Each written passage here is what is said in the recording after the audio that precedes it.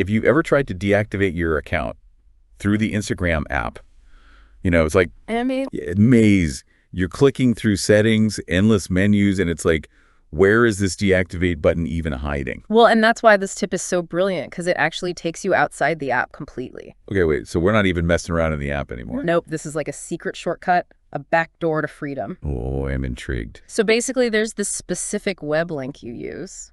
Ooh, a secret link. Tell me more. It's Instagram.com, more accounts remover request temporary. Okay, so it's a little long, but you can find it in the show notes too. Exactly, and once you're on that page, it's like smooth sailing. Smooth sailing to Deactivation Island sounds like paradise. You choose your reason for deactivating, put in your password, and hit that beautiful temporarily deactivate account button. It's so simple, it's almost suspicious. You know, right? But trust me, it works like a charm. Okay, I have to ask though, what exactly does temporarily deactivated even mean? Like, is your account gone poof? Vanished into thin air. Like all my photos, my videos, my witty captions all gone? No, not at all. It's more like hitting pause.